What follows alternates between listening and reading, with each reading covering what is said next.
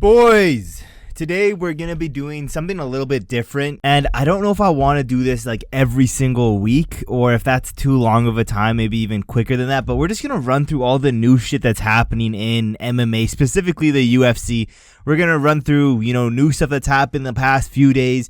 And yeah, I need your guys' opinion. Should we do it weekly? Is weekly too long of a wait? Do we want to be talking about a week-long news, or should I do it every few days whenever there's big stories? Let me know in the comments below. What should I call this shit? Rare news. But with that being said, let's begin with the biggest topic of today's video, which is Yair Rodríguez, just being a bitch and, in my opinion, just borderline retarded. He has been going on a huge spree recently ever since Diego Lopez, exposed him for turning down a fight with him. And, he says, where's the man that was in front of me during the press conference? If you guys don't remember the whole culon. If you guys don't remember that moment, that's what he's referring to. Yair Rodríguez, he had some big talk at the press conference, but when it's time to sign the contract, that dude's ducking him just as hard as John Jones is ducking Tom Aspinall. And, going into the borderline retarded part, you can see Yair said, I'd rather fight him in the streets because it doesn't make any sense for the company. It doesn't do anything. Again, too many shots to the head, borderline retarded. I don't know how this dude thinks that fight doesn't do anything for the company and doesn't do anything for, his states as a #1 contender. He was saying dumb shit like, he didn't want to fight me when I was on a losing streak, but now that he's on a loss, he wants to fight me. Yes, he's still ahead of you in the rankings. And for the biggest point, Yair Rodríguez doesn't deserve a title shot.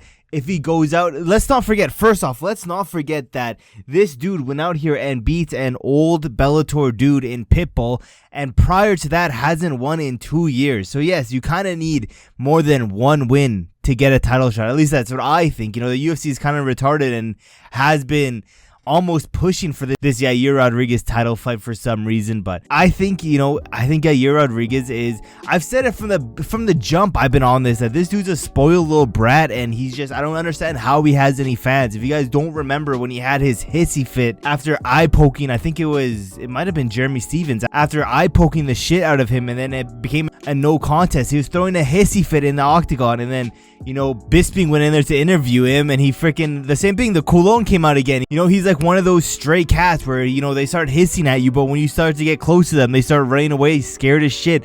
That's Yair Rodríguez. I don't understand where this entitlement comes from, saying he'd rather fight him in the street, instead of, let's just think about it like this. Yair Rodríguez is saying, I would rather fight Diego Lopez for free on the streets than get paid to do it in the octagon.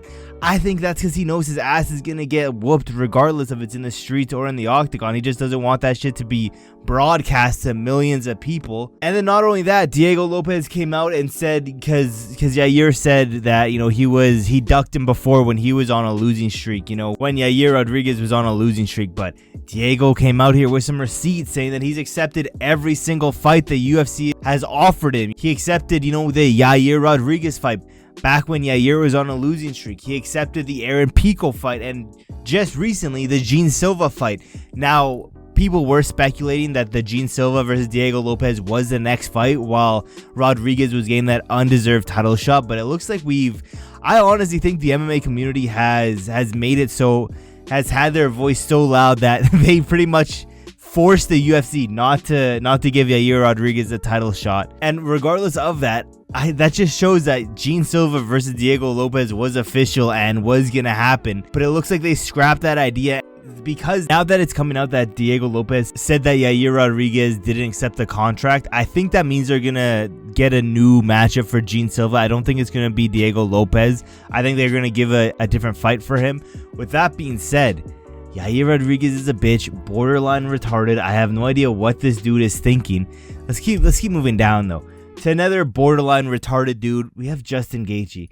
And Gaethje's out here, again, princess treatment Gaethje, acting like he deserves the next title shot, saying, if I don't get this title shot, I'm going to retire. Okay, go ahead and hang him up, buddy. I mean, at the end of the day, yes, it's going to suck seeing someone like a Justin Gaethje go because of, ego getting in the way, not getting the next title shot. But you don't deserve that shit, my guy. Let's look at his record real quick. Okay, not even about the record.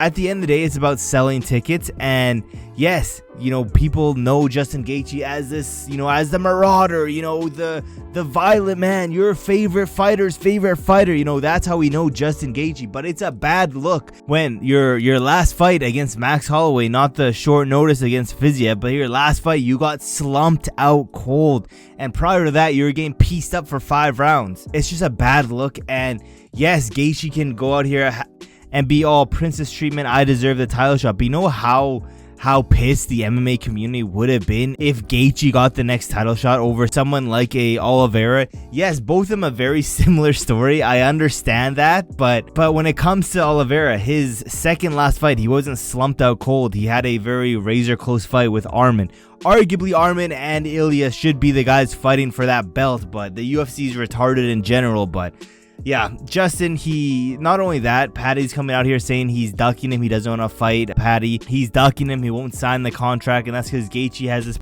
princess treatment of, I'm going to hang him up if I'm not next for the title, which is retarded. But at the end of the day, let's just say that, Ilya Topuria wins the belt.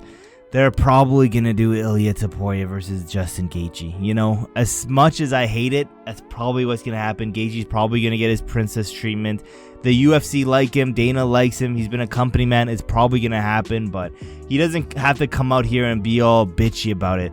With that being said, it's coming from fucking Ali, so how much stock are we putting into that? But moving down, Dana at the 316 press conference, he's out here saying that I think it might have been low-key a slip of the tongue, but he did say Jon Jones has accepted the fight against Tom Aspinall, and that the rumor is going around that they gave Jon Jones his fuck you money and he accepted it. However, he's backed out last second. That's the running theory right now.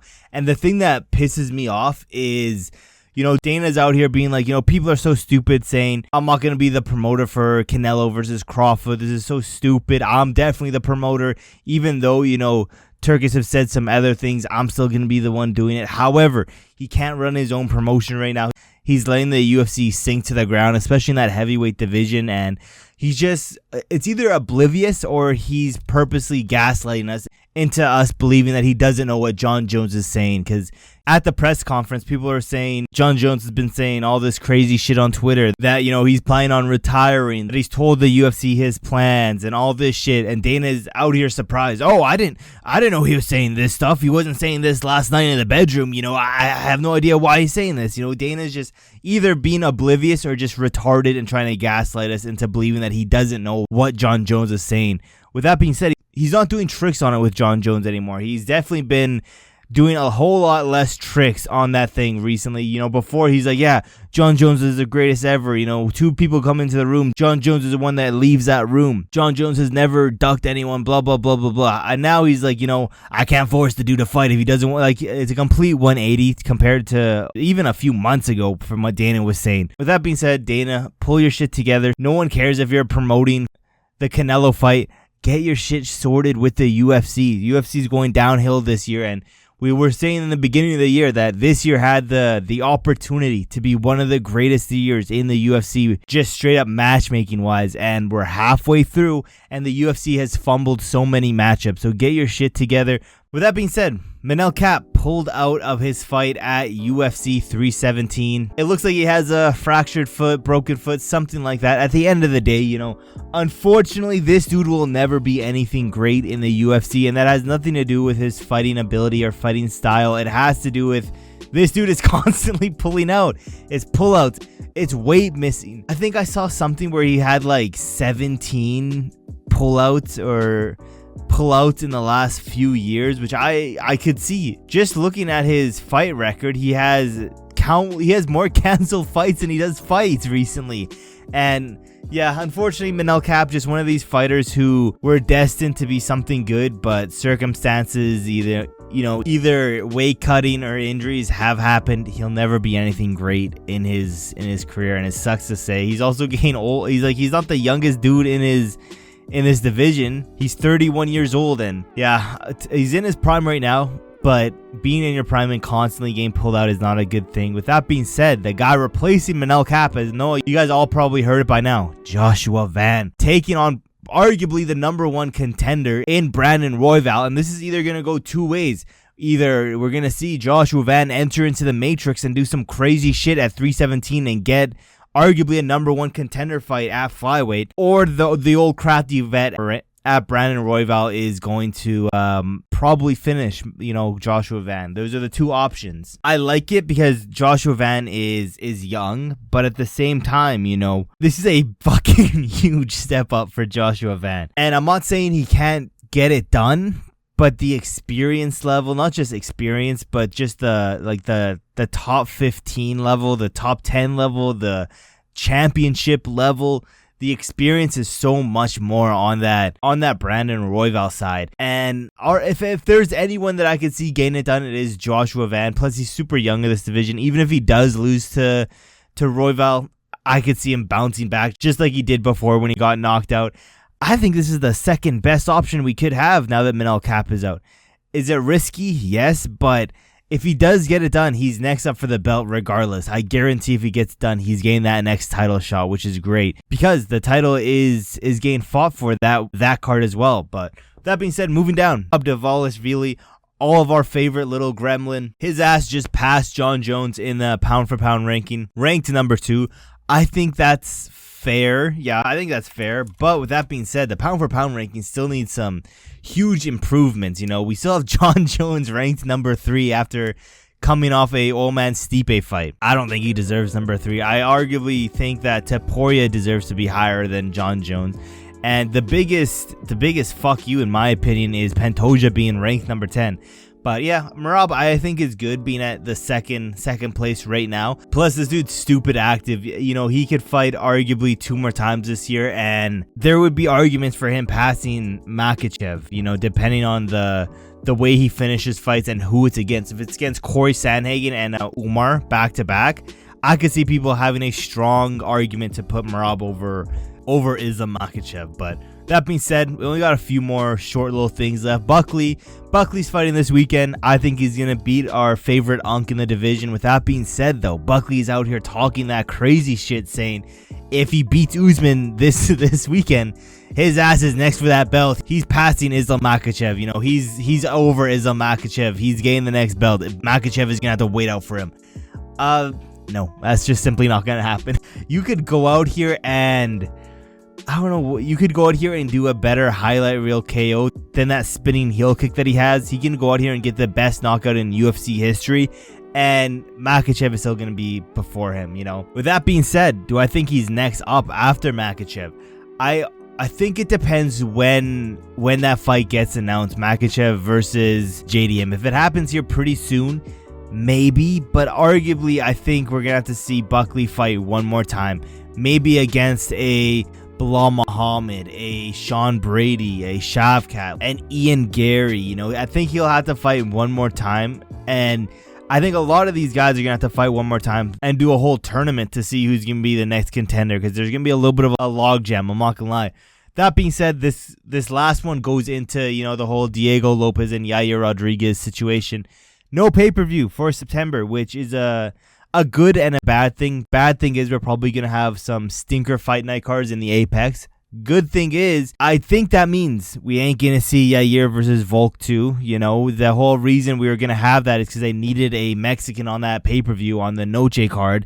I don't think we're going to see Yair there now. And yeah, other than that, pay-per-view wise, that means we get to save some title fights unless they want to do some title fights on some non-pay-per-view cards, which I don't think they're going to do. But with that being said, that means we're going to save some champions. So hopefully towards the end of the year, we're going to have some pretty stacked cards. But yeah, that's all the news as of today of what's going on in the UFC and MMA. But to sum up the video, Yair Rodríguez is a bitch. Fight Diego Lopez. Justin Gaethje, stop complaining. Dana, do your fucking job. Manel Kape, you're a good fighter. Won't be anything great. And Joshua Van versus Royval is going to be a crazy ass fight. Merab deserves to be pound for pound #2. Buckley, your ass ain't fighting for that belt next. And there's no pay-per-view this September. With that being said, thank you guys for watching to the end of the video, and I will see you guys in my next video.